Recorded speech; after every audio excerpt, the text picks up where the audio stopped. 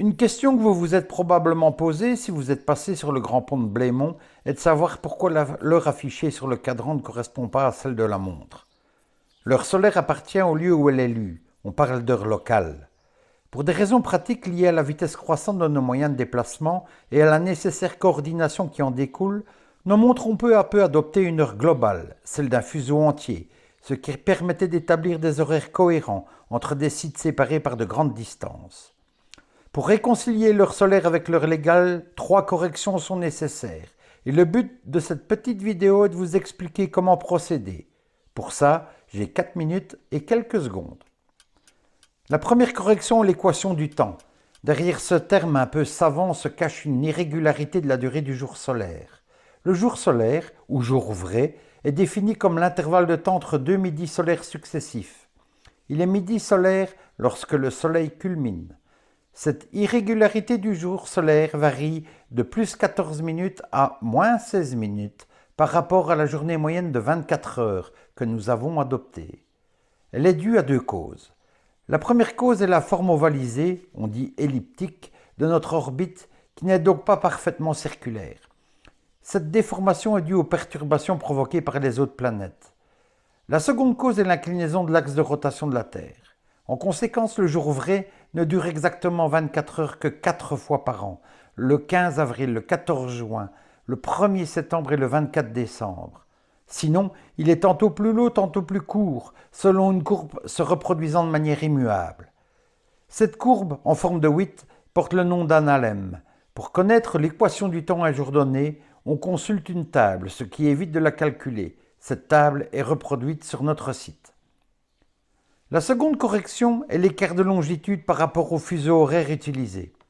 Pour uniformiser l'heure dans un espace donné, le globe terrestre est divisé en une série de fuseaux, au sein desquels la même heure est utilisée. Ces fuseaux sont numérotés par rapport au fuseau de référence centré sur Greenwich. La délimitation de ces fuseaux, au contour parfois alambiqué, est la conséquence de changements politiques majeurs. Chez nous, depuis la Seconde Guerre mondiale, l'Allemagne a imposé son fuseau horaire à l'ensemble des pays conquis. La Belgique, la France et les Pays-Bas ont été contraints de changer de fuseau. Nous sommes donc passés du fuseau temps universel de Greenwich au fuseau UTC+1 de Berlin. C'est donc avec ce fuseau que nous allons calculer l'écart de longitude. Pour nous situer sur une carte, nous utilisons depuis Ptolémée, au IIe siècle après Jésus-Christ, des repères de coordonnées en longitude et latitude. La longitude de référence passe par Greenwich, la latitude de référence est l'équateur. Le cadran de Blémont se trouve à la longitude de 4,35 degrés est.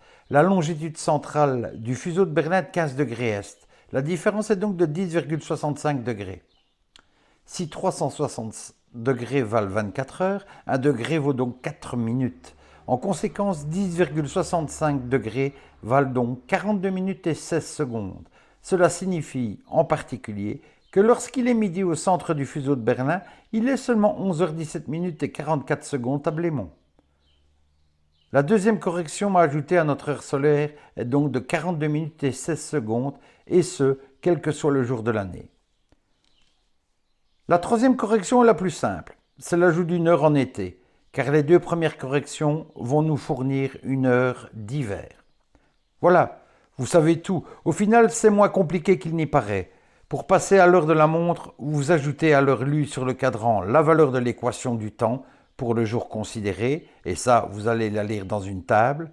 Puis, vous ajoutez l'écart de longitude de 42 minutes et 16 secondes, et ce, quelle que soit la date.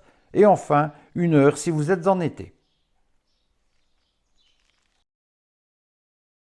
Une phrase de notre ami Freddy Tamigno qui nous dit ceci: l'existence est un souffle momentané entre la lumière et l'ombre. Silence, l'heure tourne.